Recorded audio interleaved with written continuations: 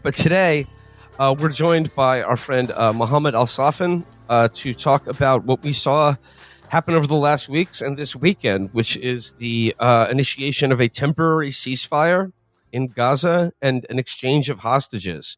So I think that's probably the most important thing going on in the world right now. But just to begin, Mohammed, what can you tell us about what is the outline of this temporary ceasefire, and how much, if at all, does it differ from the various ceasefires that have been talked about and teased for the last couple months? And why do you think this happened now?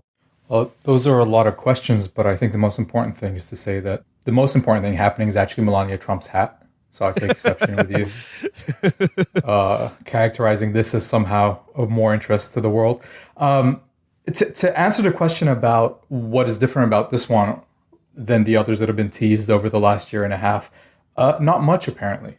We know, for example, that it's very, very, very similar to the deal that Joe Biden put forward in last May, that Hamas publicly accepted, and that was ratified by the United Nations Security Council before Netanyahu reneged on it. And rather than punish him, Joe Biden supplied him with billions of dollars more in weapons. What was interesting for me was that the day after the ceasefire was signed last week, the Qatari Prime Minister, and caveat, obviously, I work for an organization that is financed by the Qatari government, but the Qatari government has also been the main mediator between Hamas and Israel throughout this war. And what the Qatari Prime Minister said was the deal was actually, the framework of the deal was essentially the same as one that had been put forward in December 2023. So a full 13 months ago. And he said the minor details where it differs, where this deal differs from that one, according to him, were not worth the life of a single person killed since then. And since then, I think the number of people killed officially is about 30,000 more people. And that is, of course, a vast undercount. Now, why did it happen now? Donald Trump, funnily enough. Look, the Democrats had every moral and political incentive to end this at any point. And they chose to double down every single time, especially Joe Biden. And I think this was an easy win for Donald Trump, and he saw it coming a mile away. Look, a lot of Democrats spent the bulk of the last 15 months trying to convince themselves and everyone else that the United States has no leverage over Benjamin Netanyahu in Israel. And I think Donald Trump, for all his faults, knows what the balance of power is, and was like, no, I'm not going to have my presidency. I'm not going to start my second presidency with a genocide ongoing. Yeah, it really seemed like the guy that Trump had in the stead of like a Brett McGurk or any of the West exec people that were working under the Blinken regime, he's just some like fucking New York real estate guy. But just from a lifetime of like haggling with tenants, he was that much better at like, not even that much better, just that much more willing to exhibit any pressure at all on Israel as a negotiating partner. Yeah, I mean, I think Tony Blinken tried his hardest. How was he supposed to know how easy it was? Well, I mean, I think like an object lesson in the difference in the negotiating strategies of Donald Trump and the Blinken State Department is, Felix, you mentioned the guy Trump sent over as his representative is a guy named Steve Witkoff, who's like a Bronx real estate guy. And where he sent a message to Netanyahu, was like, yeah, we're meeting today. And Netanyahu was like, I can't, it's Shabbos. And he was like, I don't give a fuck, you're working on the weekend. You're like, what, you think you can get out of this? Because like Netanyahu's like, in his personal life, almost a totally secular guy. So the idea that can you imagine Joe Biden saying "fuck you" to Netanyahu? Yeah, Joe Biden would be like, "Oh my God, I actually celebrate Shabbos. Yeah, I forgot. I mean, like the idea that Jill to turn the light off for me. Yeah, I can't believe I forgot. The idea that Netanyahu spends his Saturday like with the lights off and like not touching money or anything is absurd. And it was just like, it was very clear that, like Trump wanted this deal because he didn't want this fucking anchor around his neck going into his second term in office. And it seems like, once pressure is applied, the results are clear. But Mohammed, like, what are your expectations on the outlines of the ceasefire you're holding, are you optimistic about like what the like reaching the next stage and like and because I know like the Israeli government has made some public statements indicating that they're like we're going to restart the war as soon as possible. Like, Yeah. is that just a bluff for their domestic political consumption? But like, what is the next step of this ceasefire, and are you optimistic about reaching that? I believe that that is a bluff, but I think to explain why I do have hope that this will hold is probably worth describing to the audience what the actual deal is. So it's been phased over 3 phases. Each phase lasts around 6 weeks, and the success of one phase is supposed to lead to the implementation of the following phase. So the first phase, which we are in now, we'll see the release of about 30, I think, or 33 Israeli captives held in Gaza in exchange for a number of several hundred Palestinian captives held in Israeli jails. We saw the first 3 Israelis released on, I think it was Saturday, right? Yeah. Saturday, yeah. And in exchange, several hundred Palestinians were released in the West Bank. So the first phase will see, like I said, the exchange of Israeli women, minors, and men over the age of 50, leaving Israelis of military age that Hamas says are Israeli soldiers captured on October 7th, and they will be released in the second phase.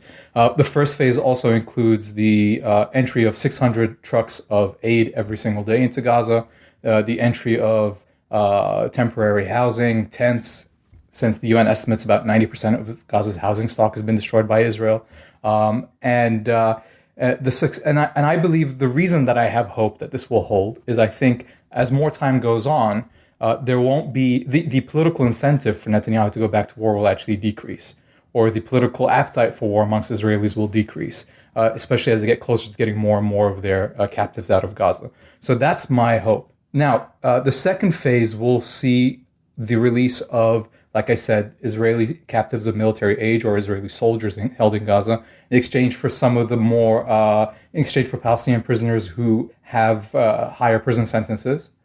Some of them have life sentences. Some of them are high-profile prisoners, political leaders, military leaders, etc. And that is where many people are worried things could break down because Israelis are adamant that some of those people will not be freed. But assuming all goes well, the third phase then will be a reconstruction phase, where the means for the reconstruction of Gaza and a 3 to 5 year plan for rebuilding the territory is implemented. So that is my hope. That is my hope. It's the phase nature of the deal that gives me hope that it would hold, because Israelis would want to see their captives return. The other thing that I think is important to note here is the Israelis, despite the destruction of Gaza, and you can see the images, it looks like several nuclear bombs have hit Gaza, failed in achieving the war aims as put out by the Israeli government. That is the destruction of Hamas, the return of Israeli captives by force without a prisoner exchange, and basically removing Hamas's ability to control and rule Gaza. It's failed on all 3 fronts. And I think the Israeli army was exhausted. I think the military establishment has been talking for months about the fact that the war is essentially a quagmire, that they're going back into places that they've destroyed, held, and cleared, and facing resistance all over again every single time. I think the town of Beit Hanun is really instructive. Beit Hanun is one of the smallest towns in Gaza. It's right up on the northeastern border. And it was the first town that the Israelis entered when they began their land invasion in October 2023. It's been destroyed several times over. And when the Israelis went back in 2 weeks ago, the Israeli army was shocked at the amount of resistance it faced there, with 15 Israeli soldiers being killed just in the last 2 weeks. Yeah, that has been one of the stunning aspects of the war in Gaza specifically. Just both Hamas's ability to regroup and rebuild, which, that in and of itself isn't totally surprising, given that they're incredibly experienced at this and they've prepared for this type of thing exactly. but really just their success this late in the war with, both more conventional seeming anti-tank tactics and just like the more urban warfare traps that they seem to catch the IOF forces in routinely. You would think that like that late that there wouldn't still be ambushes where 15 Israeli occupation soldiers were killed at once, but they were just still able to do it. And just about like optimism towards the deal and everything. And I think it's important to like lay out exactly what's in it. But for the people that were just reflexively saying like they'll completely break this, they'll completely violate this, which, they have broken a ton of agreements before, obviously.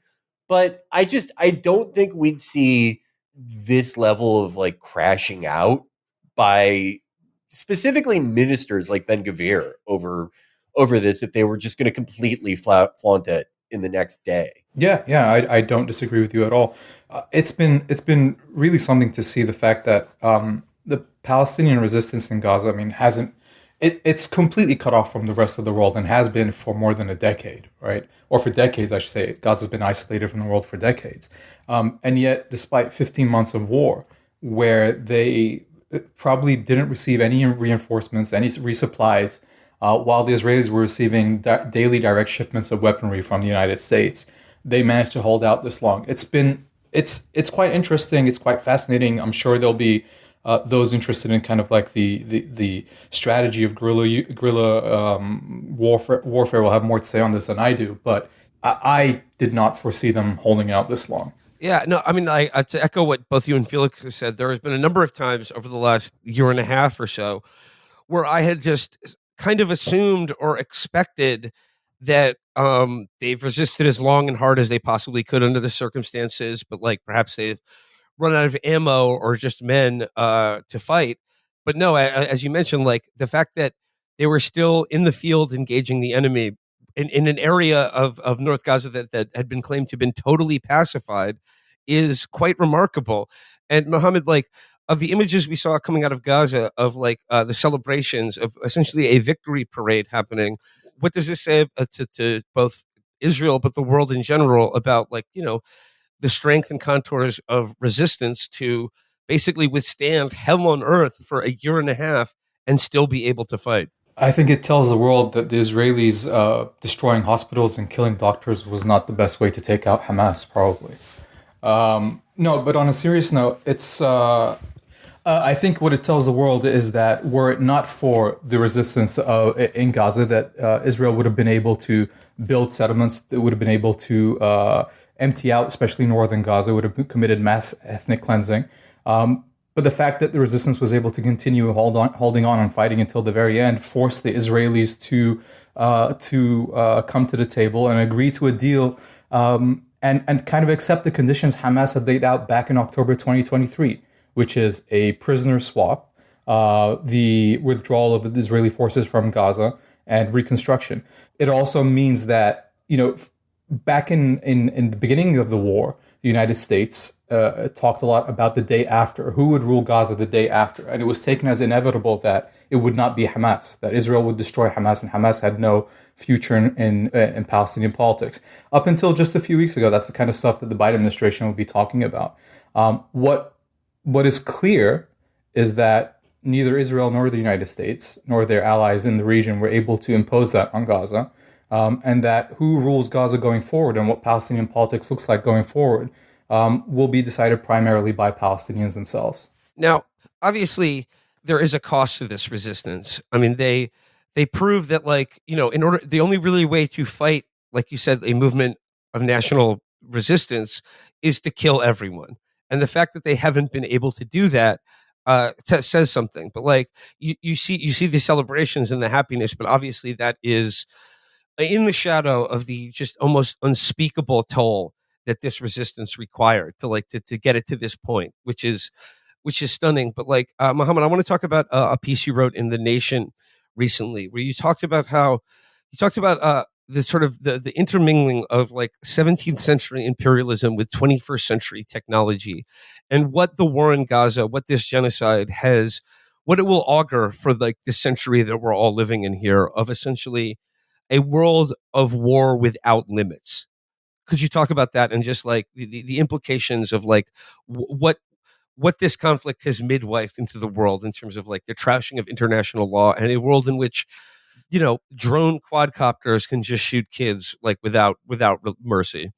Yeah, I mean, in the early phases of the war, and I think we've gone kind of. I think a lot of us might have gotten numb to the brutality of this war as it's gone on and dragged on for 15 months. But if you remember the utter devastation and the savagery of the Israeli attacks in October and November 2023, which is when I read that line by Professor Sadi Makdisi about the intermingling or the intertwining of 17th century genocidal policies with 21st century weaponry. And at the time, I had thought of it as hopefully a prologue to this era of Israeli of Zionism. It would the brutality and the barbarity of these attacks would force the world to confront what Israel is, what Israeli policies towards the Palestinians have been, to confront the fact that the West has in general supported Israeli apartheid, ethnic cleansing, genocide, and occupation, and that we would see a political solution stem from that, from the revulsion that I was sure these attacks would cause. Instead, we had the West, primarily the United States, but also several countries in Europe, supporting Israel, even as we saw and they saw and they knew exactly what the Israelis were doing. I mean, you had Biden in one of his final interviews before leaving office last week talking about how on the 10th day or the 9th day of the war, Netanyahu had told him that he wanted to basically do to Gaza what the U.S. did into Hiroshima. So the entire time that Matt Miller has been getting up or Tony Blinken has been getting up in front of reporters and saying, oh, we actually don't know what happened, or our friends in Israel are investigating. They knew from the beginning what the policy was going to be. They knew from the beginning what the goals were. And I think, as I think back on this notion of 17th and 21st century genocide entwined, I'm worried that instead this has been an epilogue, that we're looking at a world now where there is no morality in warfare. There are no rules, where hospitals can be bombed, attacked, doctors killed, children sniped, entire populations starved, and that this would all be seen as legitimate warfare. It was very ironic that Biden said his response to Netanyahu's plans to do Hiroshima to Gaza was that, hey man, we don't do this anymore, not since World War II.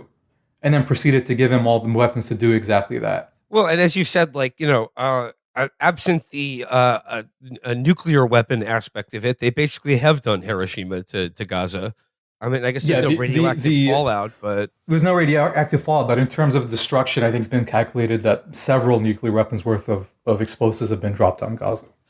You bring up now out his former Secretary of State Anthony Blinken, but on his way out, at one of his last press conferences, he said, "We assess that Hamas has recruited almost as many new militants as it has lost." I mean, I was really disappointed. Yeah, I was really disappointed he didn't say that like with his blues singing voice and guitar. Well, they were out of shoe polish that day. Oh, okay. We estimate that Hamas has been able to replenish their fighting forces of hoochie coochie men. But like, I mean, like he says that on the way out, but like, is there any follow up in his mind or in the mind of the U.S. foreign policy apparatus that like, gee, I wonder why that is? I mean, you can't blame them. Nothing like this has ever happened. I think throughout history, when you kill people's families, when you kill people's families and throughout history, they tend to just kind of like you. That's how you make people like you. I mean, look, Biden's foreign policy has been a disaster all across the board. But going back to what we were saying at the beginning, by virtue of the fact that Trump was like, "This is stupid. Stop it now," and was able to get it stopped, it just puts into stark contrast how bad these guys were. I mean, these were supposed to be, they call themselves the A-team, by the way, Biden's foreign policy. Oh my God. I love it when a plan doesn't come together. There's a whole book about it. It was published just before October 7th, ironically. But yeah, they call themselves the A-team. That's Blinken, Jake Sullivan, Brett McGurk, all these guys. And, you know, the crazy thing is, Trump is no friend to the Palestinians. I mean, this is a guy who used Palestinian as a slur on the presidential debate stage. And yet, he's been much better for Palestinians already than Biden has been, which tells you how low the bar is. But, you know, the overriding kind of goal of like your Brett McGurks and your Tony Blinkens has been to fashion kind of a normalization deal between Saudi Arabia and Israel. And the Saudis have resisted because it's going to be bad optics for them to do that while the genocide was going on in Gaza. And I think Trump and his people also have that overarching goal, but they saw what was obvious to everyone else. The easiest way to get it to happen is to stop the genocide, so the Saudis would come on board. For some reason, Biden's people just couldn't see that. Just another moment from the final Blinken press conference. He was asked by a reporter, quote, there's a flood of reports and supporting videos of international law violations, yet you've refrained from making a definitive assessment. There's a sense that you've given Israel a pass. Blinken's response was, we take international law seriously. Gaza is unique. Israel is investigating itself. I mean, like... Look, everyone phones it in sometimes, but that's like... That's like the notes that you would give to Blinken's understudy if he had food poisoning. But like in his statement that Gaza is unique, is that referring to, like, as what I've heard many times from the State Department, that because Gaza and Palestine isn't a state, that then like it's technically Israel is the state, and they have courts to investigate this. So like the international law is for states that don't have a democratic accountability. Yeah, look, the Palestinian scholar Noor Arakat wrote a great book on this called Justice for Some, where she looks at how the United States and Israel have kind of carved out an exception in international law when it comes to Palestine. And it actually makes no sense on the merits, but basically their argument is that Palestine is not a state, and therefore Israel, which controls Palestine illegally, because it's under an illegal occupation, is the sole arbiter of what is right and wrong there, even though Israel is the one committing all these crimes and atrocities. So, I mean, that's been a State Department talking point for a while. I think it's just become, as the images that we've been seeing from Gaza become harder and harder to ignore, the ridiculousness of it all becomes more apparent. That seems to be like a pattern with anything Palestine related, that there are always going to be people on the Zionist side, and I think the Zionist side is going to be now probably more openly bloodthirsty and openly racist and psychotic than ever, and that's going to be permanent. But for people who try to still maintain some like false stance of neutrality, or even like liberal Zionists, they get into this like mystification thing with everything related to Palestine. I don't know if people saw the is it the American Historical Association? Yeah. Whatever whatever the name is for like the academic association for historians. They had a vote about recognizing scholasticide in Gaza, and it passed among the members very easily, but the organization I believe it was 480 to 80. It was 423 to 88 was the final vote. Like a gigantic margin. And the organization, it's like the heads of the organization just vetoed it. And one of the people who, is on the board and knocked this down, who, by the way, her is tenured radical, which is just fucking amazing. Her response was basically, well, we're historians, but like this is still happening. So who's to say if it's history or if it's even happened yet? As you said, Felix, it's not history yet. It's only news. We can't comment on the news because it's not history yet. We need like 100 years to figure out if this happened, if it will happen, if it's still happening. I don't know how time works anymore. Yeah, I mean, look, the AHA is kind of obscure, and I've seen online some historians get upset about it, but I don't think it's something that'll register with most people. But it's very symptomatic of what this war has done to a lot of liberal institutions, right? Whether it's the media, whether it's politics, where there has to be an exception to Palestine. Otherwise, everything that we say, everything that we take as we've taken for granted, everything that all the norms that we abide by don't mean anything. So, for example, I mean, Gaza's created a huge crisis of legitimacy for the media, for representative politics. I mean, when you have, even in the United States, the most pro-Israel country on earth, when you have 80% of the population, give or take, wanting a ceasefire for the last 15 months, and yet only, I think, 10% of Congress voting along that line. Well, you've created a huge crisis. And we saw it play out in the 2024 presidential election, right? I don't know if Gaza was a deciding factor, but it was a huge factor for a lot of people. It was a huge factor why a lot of people, for example, saw Harris's refusal to break from Biden. It paved the way for Donald Trump to get a lot of votes he wouldn't have gone otherwise from certain communities. It's why when someone like AOC stands up and says Biden and Harris are working around the clock for a ceasefire, and everyone knows that's bullshit, you just kind of tarnished your entire reputation as this progressive force in American politics. You look at the media, right? I mean, just look at the way the coverage of the prisoner swap has been. So you had 3 Israelis released, I think several hundred Palestinians. The 3 Israelis were women. All the Palestinians who were released were either women or children.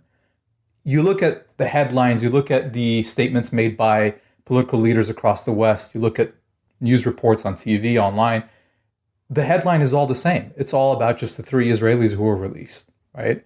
And we live in an era where people have access to the rest of the information, and people are questioning all the time, why am I not seeing this, right? The erosion of trust in all this. And then you have the same people talking who spread propaganda about beheaded babies or about, sexual assaults will now spend the Trump era talking about misinformation and talking about how, So there's Gaza's cause. I mean, not to take away from I think the most directly impacted, which is the people of Gaza, but I think Gaza's created a huge crisis across liberal institutions in the West as well.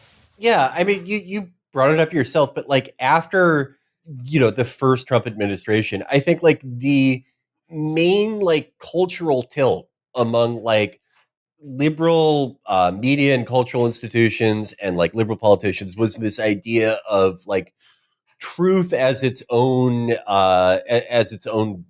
goal to strive for, that we were in like a post-truth world and that everything needed to be reoriented around like reinforcing truth and like verifying things and fighting misinformation. And now it's like it isn't just lying. It's like all of these institutions breaking down in such a way that they're just outright saying, well, who knows like what reality we live in?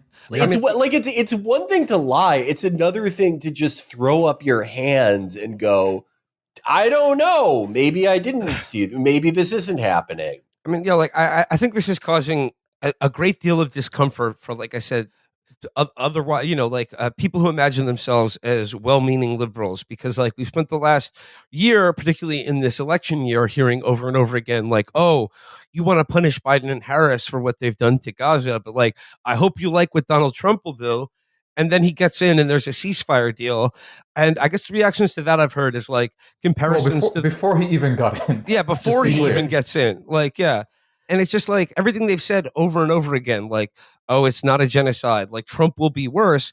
We see are being sort of brutally ripped from them. And I think like they find themselves on not just the outskirts of their own professed values, but the values of the vast majority of human beings on this planet.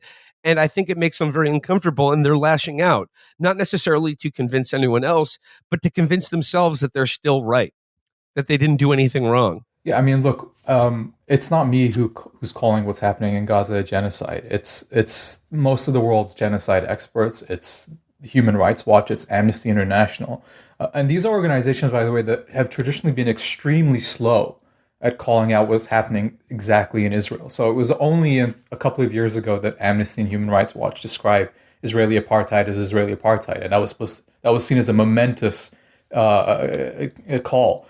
And yet, especially as we look at the Trump presidency sandwich, the Biden presidency sandwich between the two Donald Trump presidencies. This was the guy who was supposed to restore the soul of the nation. Blinken talked about putting human rights at the center of his foreign policy. It wasn't Trump who committed genocide. It was these guys, right? And there's a lot in there that people have to grapple with and come to terms with about what that means in U.S. politics and what that means about what the Democratic Party is and where it's at. I mean, I've seen some reactions comparing this to the like Reagan Carter Iran hostage deal, and they're like, I can't believe we're getting played again. And I'm like, well, that comparison breaks down because Jimmy Carter was actually trying to get the hostages back and not giving weapons to Iran while he was doing it or not doing it. Mm-hmm. And yeah, it's just refusal to face reality, and especially in light of, I remember like the anger and feeling of betrayal over, for instance, the Arab and Muslim community in Michigan withholding their votes from Biden to such a large degree. I mean, and now we see them as being utterly vindicated as like this. Yes, this is what you do as a rational actor in a democratic society, is that if you're opposed to something that the party in power is doing, you can't hold them accountable by rewarding their political ambitions. Yeah. And not only that, but in fact, Trump is not worse than Biden on this issue. Yeah, no, absolutely. I mean, man, the amount of shit people got for saying, look, I'm not going to vote for Biden. I can't, genocide is a red line and I won't abide that, by people who felt like you owed the Democrats your vote. And look, I mean, I don't know what Trump's going to do for the next 4 years. I don't have any illusions about him or the people around him. But like you said, a lot of people have been vindicated.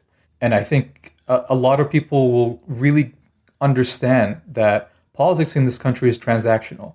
And it's not based on giving the Democratic Party a pass and blind support and loyalty no matter what they do. And I think the Democrats' assumption that minorities, Muslims, and others will always support them no matter what, I think that's broken down forever. Now, in terms of what the next 4 years might look like, or in Palestine, another aspect of this is the expectation that if a ceasefire in Gaza holds, that the Israeli government and military will turn their eyes to the West Bank. And we've seen a steady escalation of violence in the West Bank and sort of settler pogroms and housing demolition. And then also, like, out there is the concept of just the straight up annexation of the West Bank. Like, do you think that that's likely to happen? And if it does happen, in a certain sense, would Israel annexing the West Bank just make official a process, I mean, that everyone already knows is underway? And like, it will be sort of almost an acknowledgement of reality, despite how evil it may be. Like, what do you make of what's happening in the West Bank right now, and this concept of Israel just annexing it outright? Yeah, so the West Bank has always been kind of the bigger prize for the more messianic amongst the Israeli political parties. They believe it's kind of the heartland of biblical Judaism, and so that is where they have their eyes set. Now, there are also the heartland of biblical Christianity as well. Well, there are 700,000 Israelis living in the occupied West Bank. 10%. That's 10% of the Israeli population, the Israeli Jewish population. Israel exercises full sovereignty over almost the entirety of the region. So this notion that Israel could annex the West Bank and that would be a disaster, I think it would actually just be making official what has been the reality on the ground for a few years now. And I think that could be a double-edged sword. I think the Trump administration, like we've seen, say, with the Golan Heights in Syria, would happily recognize Israel's annexation of more territory, even if it goes against international law. But I think it would put Israel in a bind, because for a long time, Israel's liberal supporters especially have pointed to the idea of a two-state solution where the Palestinian state is primarily based in the West Bank as being kind of the goal that's always just over the horizon, but the one we always have to strive for. And therefore, any notion of kind of reckoning with what happened to the Palestinians in 1948 and offering any kind of redress for that, for the ethnic cleansing of the Palestinians in 1948, is a folly, and we shouldn't waste our time on that. We should always be thinking about the two-state solution. If the Israelis go ahead and annex it, then that which is like a tenet of liberal Zionism immediately falls and becomes exposed for what it is. So could it happen? Absolutely, it could definitely happen.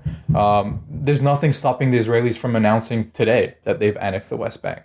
Functionally, they already control it and have been. What the outcome of that will be remains to be seen. I don't think it will all go great for the Israelis, to be honest. Now, the violence in the West Bank, yes, there's a lot of violence, Israeli violence. I mean, the day the ceasefire was announced, you had Israeli settlers going on pogroms, setting houses and vehicles on fire across villages in the West Bank. But the violence there preceded October 7th, and in fact was cited by Hamas as one of the reasons for October 7th. The increased violence, the killing, the rate of killing in the West Bank had gone up year on year on year, even though there was no big militant presence in the West Bank. The Palestinian Authority worked side by side with the Israeli army and intelligence services to fight any kind of Palestinian militarism against the Israelis. So what's going to be interesting to see is what the consequences for the Palestinian Authority will be. Because the Palestinian Authority is favored, say, in official Washington as the entity that should be ruling over Gaza instead of Hamas. And what we've seen through the ceasefire deal is that the Palestinian Authority won't be going back to Gaza. Hamas remains in power over there. We've seen the Palestinian Authority clamp down on any protest expressions of solidarity with Gaza. They had put a siege on the Jenin refugee camp, which is kind of one of the bastions of Palestinian militancy in the West Bank, has been under siege for 6 weeks, going on 7 weeks by the Palestinian Authority now. And I think part of that is an attempt by the PA's leadership to burnish their credentials to the United States and to Israel in the hope of being able to take over Gaza. And that's kind of collapsed now because the ceasefire has gone in place with Hamas intact as a ruling power.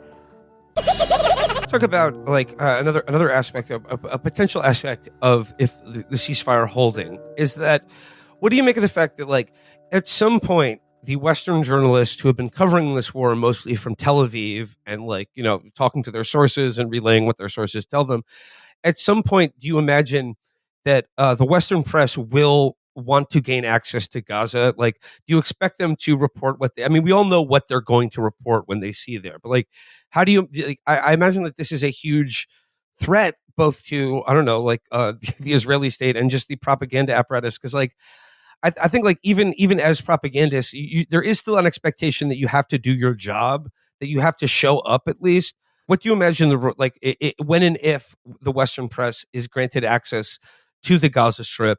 What do you imagine that how they will metabolize what they see there and what the effects for that will be to the overall public understanding of this conflict? Back in November 2023, when, if you guys recall, there was a week-long truce where the majority of Israeli captives were actually released back then.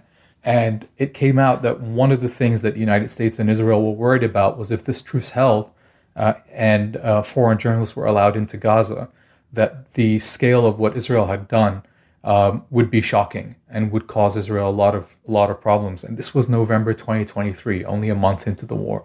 So you can imagine 13 months on, what's happened since then. I don't know. I don't know what foreign journalists... Look, you don't have to be inside Gaza to know what's been happening. Right? Yeah. There's a reason why Israel has killed over 200 Palestinian journalists, because they were showing the world what was happening. And, I work for a company where none of our journalists were able to go in from the outside, but we hired people on the ground to tell the story. And they did it with dedication and bravery and professionalism that I think matches with anyone in the history of this profession. many of them lost their lives. I mean, just my company, I think we've lost. I can't keep count. I think 7 or 8 journalists, cameramen, producers, drivers who've been killed, targeted airstrikes or snipers. So what the foreign press or what the Western media is going to see when they go in, I think, is something that anyone who has been paying any attention has already seen. It would be interesting to see how they then are able to kind of metabolize it, as you say. But the issue isn't with a lot of journalists themselves. It's with kind of the institutions and the editors that they report back to. There was a great investigative report in Dropsite News by Owen Jones looking at what's going on in the BBC, where dozens of BBC journalists have been kind of fighting a losing battle with their superiors in the BBC about how the BBC is covering this story. And it's not the journalists who are, choosing misleading headlines or focusing on just Israeli suffering at the expense of Palestinian suffering, or treating what's going on in Gaza as if it's a natural disaster with no antagonist. It's the editors, and it's the leadership of these institutions. And so it would be interesting to see how the journalists themselves are able to deal with that once they file their reports, if they get in. Something that I was curious about, and it sort of dovetails with the fear, both on the American and Israeli side, of people actually being able to fully document the horrors inflicted on Gaza.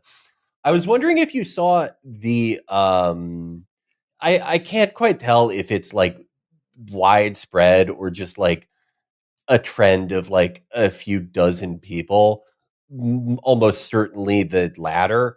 But right after the ceasefire, these groups of Israeli soldiers giving these like, very shoot and cry style, I can't believe what they made us do over their confessions.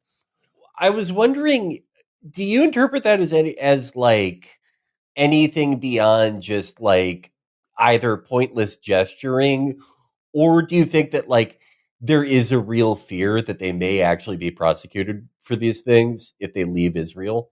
I think it was the Israelis themselves who invented the shoot and cry genre anyway. Yeah. Especially, after their invasion of Lebanon in 1982.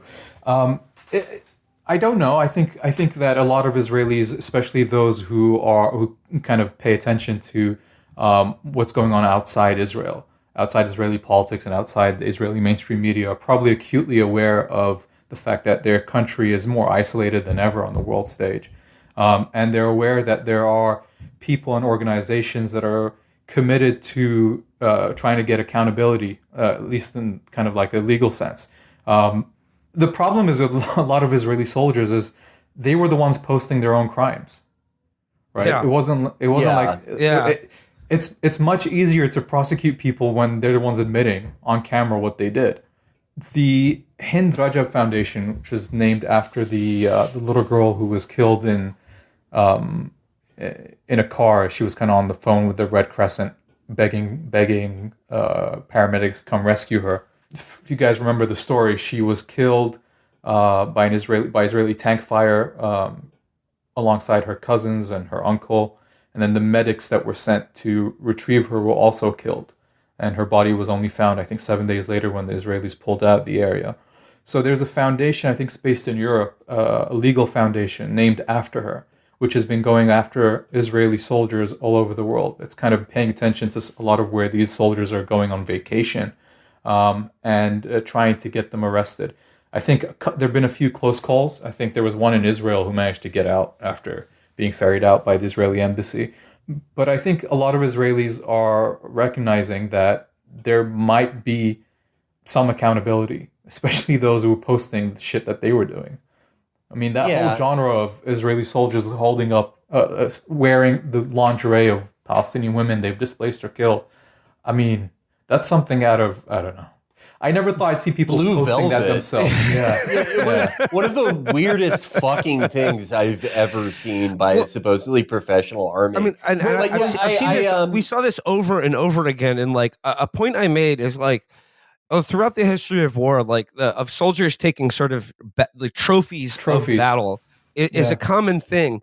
But it was like the weird thing to me, or like the notable thing to me, is I didn't see a single one of these photos where they were posting with like seized munitions from Hamas, like a seized Qassam sniper rifle, or even like a dead adult male fighter. They were only posing with the trophies of battle that were literally women's clothing and children's toys, which should tell you something about who they regard their enemy in this battle as. Yeah, beyond that, it just seemed like for an army filled with like fucking psychotic like sexual predators, it's like it is a way to like try to humiliate and like violate women and girls when they're not physically there. Yeah. You know? There's a very weird obsession with kind of sexual depravity. I mean, it's also expressed in the way that a lot of Israeli propagandists talk about the Israeli captives in Gaza. And the only reason I bring this up is because it's made it into mainstream media. So, you know, like the Daily Mail or Daily Telegraph, I can't remember who, took this notion that some Israelis were worried about the Israeli women who were captured in Gaza being impregnated, and, you know, wrote about it in a newspaper, complete with AI generated image of a lady in a tunnel, a pregnant lady in a tunnel wearing, you know. So it's just like, oh my God, this weird obsession and projection about, you know, twisted sexual fantasies, and the fact that I think it comes from two places. One, we know that there's widespread sexual abuse of Palestinian detainees in Israeli jails. We saw Israelis riot when the Israeli military police tried to arrest soldiers who were caught on camera gang raping a Palestinian detainee last year. We saw recently that Israeli authorities banned a UN investigation into supposed Hamas sexual assault on October 7th because they were worried the investigation would instead expose how widespread Israeli sexual abuse of Palestinian detainees was. And it also comes from the fact, I think, that a lot of Israelis do not want to see the political meaning behind Israelis being taken captive, right? It's just this refusal to understand that actually they were taken captive to be exchanged for the thousands of people you're holding captive, not to be used as kind of sexual playthings. I mean, my favorite of the reactions to the hostage release was the woman who said the hostages have been drugged to look healthy. I want that drug. Yeah, which is great because, like, I would love to know what drug that is because usually drugs have the opposite effect on me. Qassam brigades are manufacturing the substance. That's right. Yeah. Yeah, but what can't they do? Someone should give it to Elon Musk. But it's just like I think we're seeing like for Israeli society that this piercing of a bubble that like one of the things that like many people have noted that like they have become completely divorced from like under this bubble of total immunity provided by the United States. They have kind of become immune to the idea that their actions have consequences, or even just the concept that actions like necessarily have results that like you have to deal with, and an anger at like sort of seeing that reality. But like when I see the reactions to the hostage releases and the anger over it, I also see there's an anger about like that these people aren't living up to our expectations of them. And underneath that, we all know what we do to Palestinians. And the fact that they're not doing the same thing to us makes them furious. And they think it's like it's almost a betrayal of that. They feel betrayed by the people they've been killing because when they release their hostages, they give them gift bags. Well, I'll get to the gift bags in a sec, Will. But I mean, you can see even in the November 2023 prisoner exchange, I remember that very well. Yeah. Yeah, the condition in which the Israelis were released in and the condition in which a lot of the Palestinian detainees have been released in. We know at least 55 Palestinians have died in Israeli custody just over the last year through torture and medical neglect. I mean, the case of Dr. Adnan al-Bursh, who was one of Gaza's top physicians and surgeons, who refused to leave Shifa Hospital until he was forced out, went to the Ahli Baptist Hospital in Gaza City to help out over there. This man has decades of experience. He was a surgeon, a doctor. Genuinely one of the bravest and most heroic things I've ever seen in my life. Sure, right.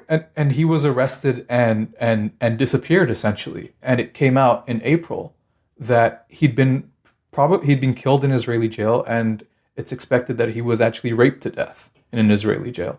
And Jesus. his family have not been able to, the Israelis are still holding on to his body. This man was a surgeon.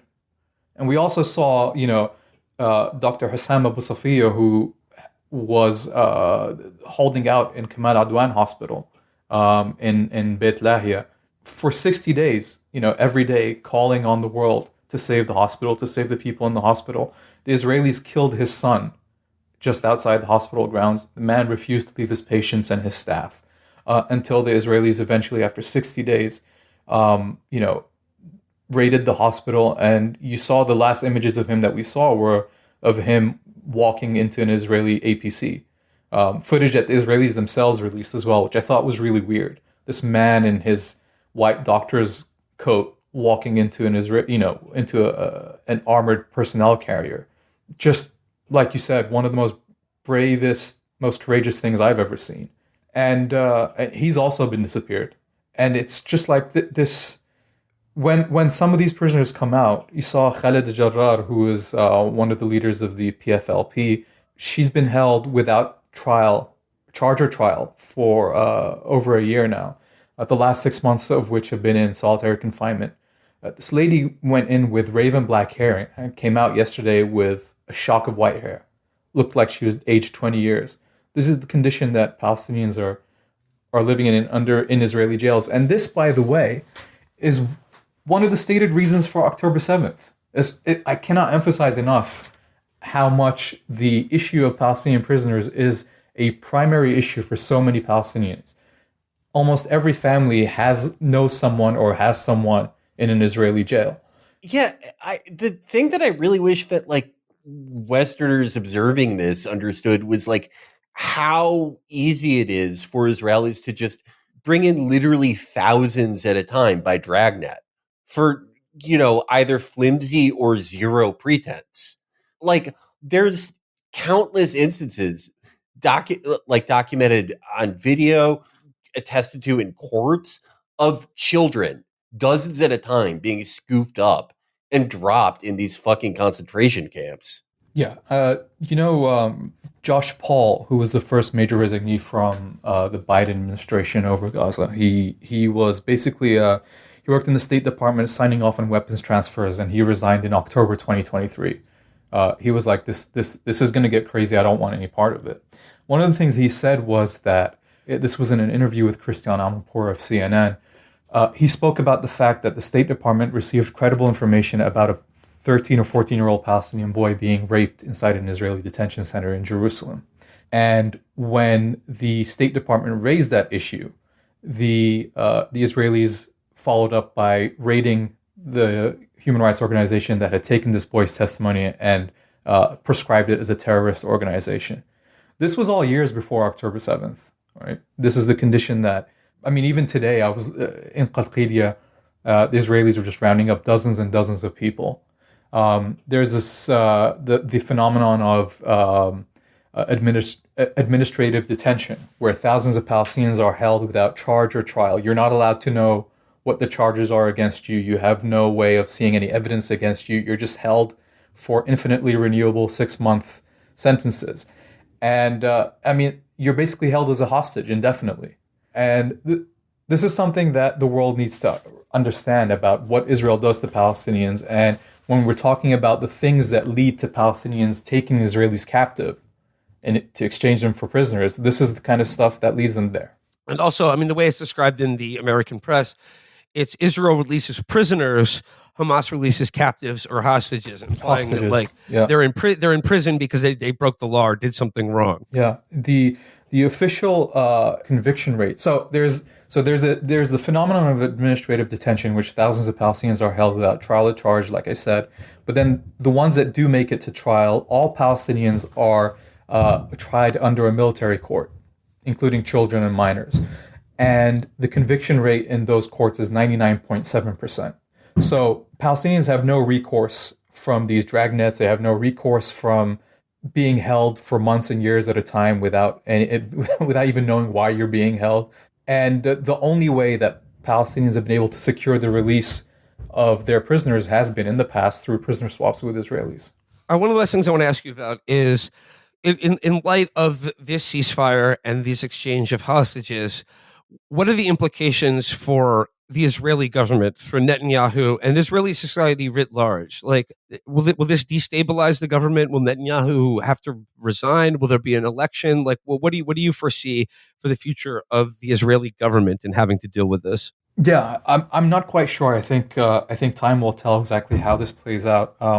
What we do know is that the Israeli government failed its stated goals in this war. You know, Netanyahu had insisted that he would not stop the war until what he called total victory. That meant the complete destruction of Hamas and its military resistance. Failed to remove Hamas from power. Failed to hold on to kind of like the military corridors it had established inside Gaza, because as part of the ceasefire deal, they have to begin withdrawing from them in the next few days. Failed even to kind of establish the settlements that a lot of the more extreme members of his government had sold their followers on as being something that was going to happen. So where it goes from here, I'm not sure. But I think what people need to understand is there's no significant political constituency in Israel that oppose the genocide or that does not dehumanize the Palestinians. There is no significant constituency that preferred the safety of Israeli captives in Gaza over the destruction of Gaza. If there were, then you would have seen, I don't think that you would have seen Netanyahu be able to carry this out for as long as he did, or his government for as long as he did. It's really instructive to remember that even when we talk, I mean, I know your question was about Israeli politics, but one of the things that Tony Blinken talked about in one of his farewell interviews was the fact that, you know, Netanyahu's hands were tied because of his coalition. There's only so much he can do. There's only so many concessions he could make. It was really interesting that a U.S. State Department, the U.S. Secretary of State would say this, because some of those captives, some of those Israeli captives were also U.S. citizens. And essentially what he was saying was that the Biden administration had deferred the fate of those American citizens to the whims of Netanyahu's political alliances and coalition. Yeah, you think for a country that was footing the bill for this entire war, domestic political, Netanyahu can't keep his political coalition together. Like that's a YP, not an MP. That's your problem, not ours. Yeah. It's going to be interesting, like I said, to see where Israeli politics goes. I think, a few months ago, Israelis were riding high on, the assassination of Ismail Haniyeh and Hassan Nasrallah, of then kind of their destruction of a lot of Hezbollah's leadership, their killing of Yahya Sinwar, which was completely accidental, by the way. I know a lot of Israel's boosters like to kind of put it in the assassination column. They had no idea they killed the guy because he was out there fighting on the front lines. That was another video that they released. Yeah, that was another video they released themselves, like killing this old guy with a blowing up a drone or whatever. And they were like, "Oh, like this is a video that makes us look good. What a coward." Fighting till his last breath, the enemy soldiers. Like, how old is he? He was in his 60s. 62. He was in his 60s. Yeah. Yeah. Hasn't been a good year and a half for Israeli propaganda. I'll say that. Yeah. But just like, so they were riding high off that a few months ago. And I think if you look at the Israeli media, you look at the things that Israeli politicians, ministers have been saying, is they consider this deal to be essentially an admission of defeat, or at least that they weren't able to accomplish any of their goals. Because like I said at the beginning, this was the deal that was on the table 12 months ago, 13 months ago. And they were unable to make Hamas change their negotiating position. And I think it's important to again, kind of looping back to something we were talking about earlier, the reason that Hamas did not budge from its negotiating position was because its fighters held out as long as they did. If the Qassam brigades were defeated or degraded in a meaningful way where they could not fight anymore, Hamas's negotiators would not have been able to stick to their demands and stick to the conditions they laid out a year ago. Looking forward a bit, and we've talked a little bit about Israel's perceptions abroad, and I thought that was an interesting point you brought up, how for a lot of liberal Israelis who probably have more contact with the outside liberal Western world, there's an increased nervousness because they're more aware of how Israel's perceived. But now with Trump back in office and probably at least hoping to do some type of like Abraham Accords too with Saudi Arabia. What do you think the prospects for that are? Because I would probably personally consider them like slightly better for that than like before the ceasefire, but I just still see it being like such a nuclear third rail for the Saudis. Yeah, I mean, if you asked me on October 6th, 2023, I would have said highly likely. Today, much less likely. I don't think there's as much. Look, I think the balance of power in terms of who this benefits more has shifted, right? I think the Israelis need this a lot more than the Saudis do. That's not to say that the Saudis could not be incentivized to change their tune. It's just that I think the Israelis would be required to give up a lot more than they were a year and a half ago. Yeah, it just between what they would have to give up and just how much it would take to incentivize the Saudis to do this and risk not just like infuriating their entire populace almost, but sort of like giving up this mantle as like regional and sort of religious leaders. Mm. I don't even know what we could give them that would make it worth doing. Well, Biden wanted to give them a defense treaty. He wanted to make NATO with Saudi Arabia. Yeah.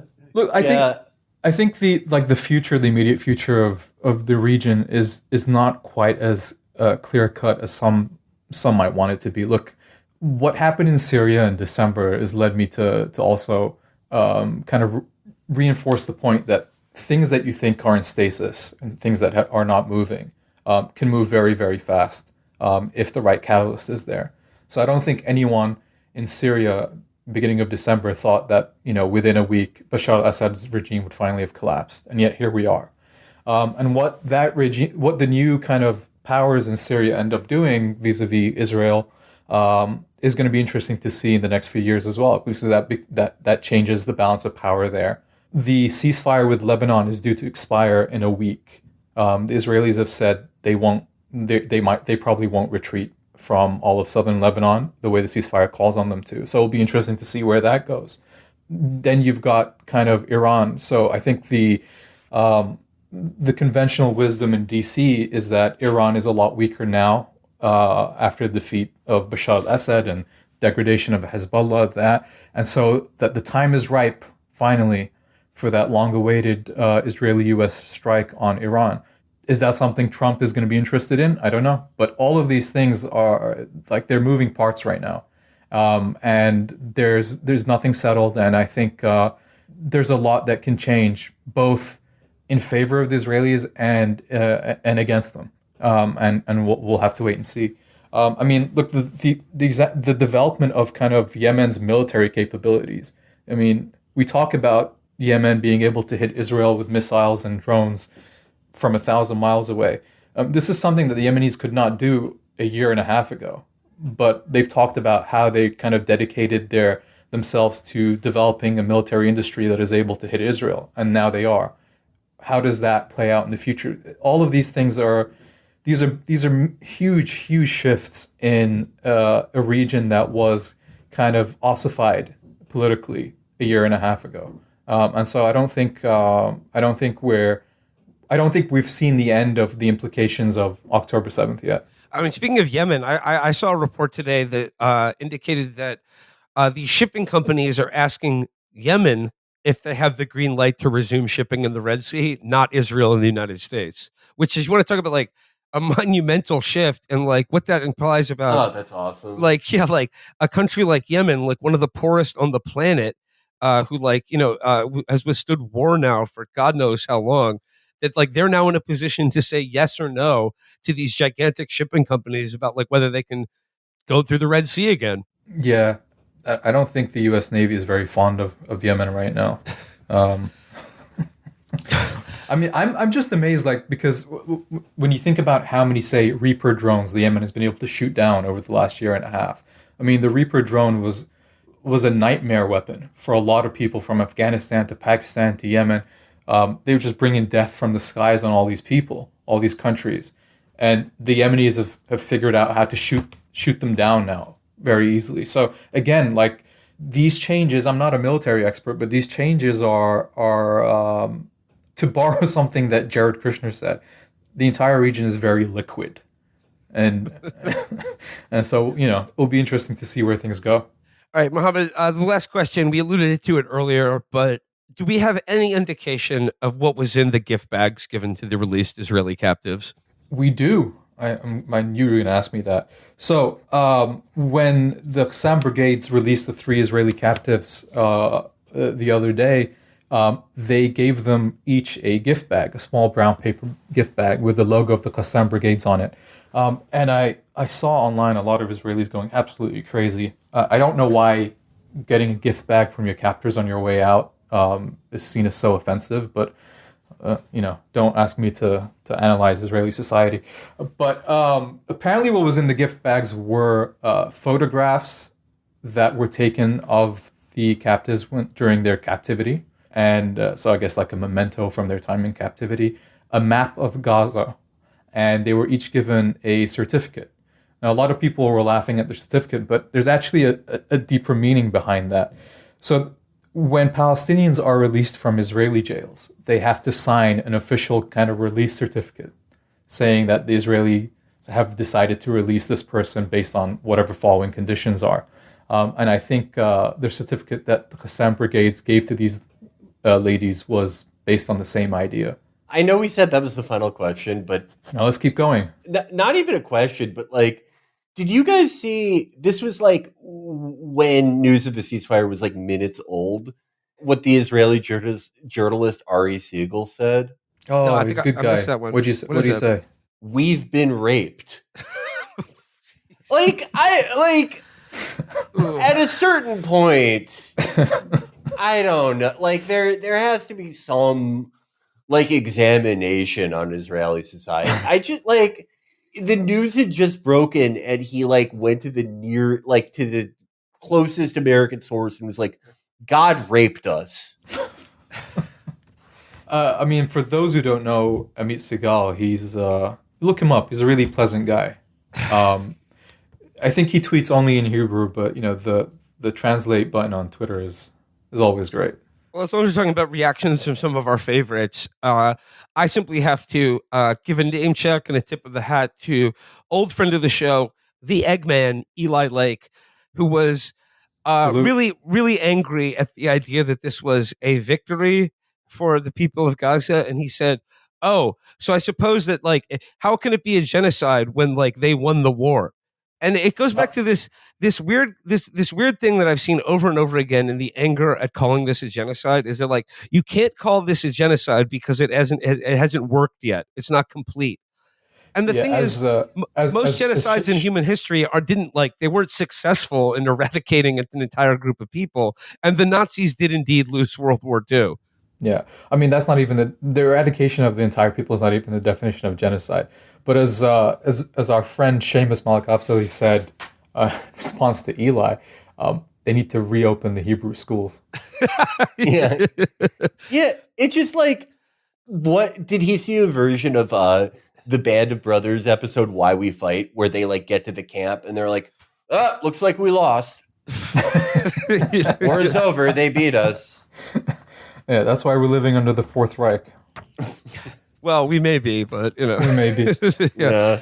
Listen, I know we talked a lot about kind of the big political implication of this, but one thing I do want to say is when speaking to a lot of people in Gaza over the last couple of days, there's a sense of joy, yes, relief, but also like a palpable sense of extreme sadness amongst a lot of people.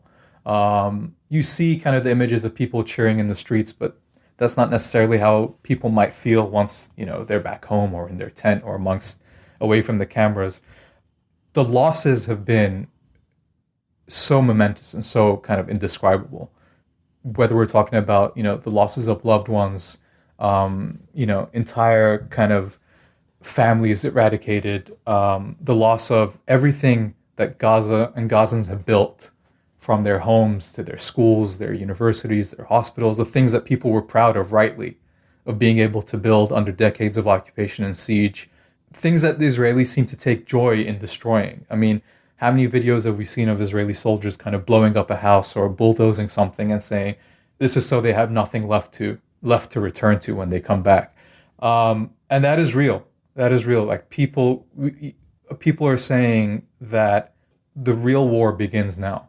And it's a war of survival and a war of trying to hold people's attention to make sure that people don't move on because the bombs have stopped falling.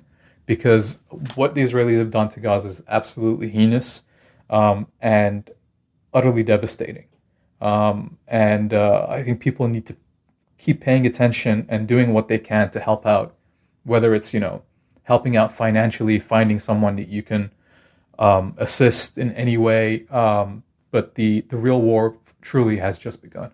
Mohammed, you don't have to answer this if you don't want to, but have you been able to communicate with any of your family who are still in Gaza? Yeah. I don't like talking about this too much, but the majority of my family from my dad's side are still in Gaza, and my family. One of the reasons I don't like talking about it is because my family has gone through what everyone else has gone through. So a loss of homes. Every single home that was owned by anyone in the family has been destroyed. I've lost a cousin. It's not just the physical homes that people have lost, but also kind of the neighborhoods that they lived in, which I think is actually, in a way, far more devastating.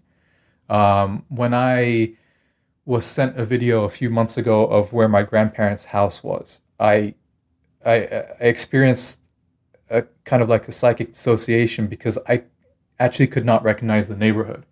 So it wasn't just that I couldn't recognize the house, which had been hit by an airstrike initially, and then had been bulldozed and turned into sand. But the notion that everything around it is also gone. The people that were there, neighbors that had been there for decades.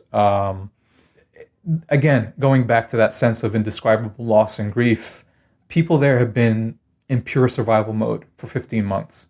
And I think now that the bombing has stopped, everything else is starting to catch up, and it's extremely overwhelming.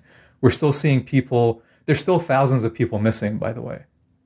There are people who were buried under the rubble of their homes that, people know where they are. They just haven't been able to recover their bodies for over a year. So who knows what kind of state they're in. And the reason they haven't been able to recover their bodies is either because it was too dangerous to go into those areas, or primarily because one of the things the Israelis did throughout this war is ban the entry of heavy machinery to remove the rubble. So you had people digging other people out with their bare hands until they couldn't anymore. And I've heard from many people in Gaza who talked about the feeling of walking down in areas that had just been bombed and hearing the voices of people trapped under the rubble until it all went silent. That was something that a lot of people experienced. There's a lot of skeletons, literal skeletons. People's bodies have decomposed until they're just bones now. Under the rubble, there are a lot of people who've disappeared because either they've been taken captive by the Israelis without their families knowing their fate, or we've seen many people killed and then the Israelis just bulldoze their bodies over.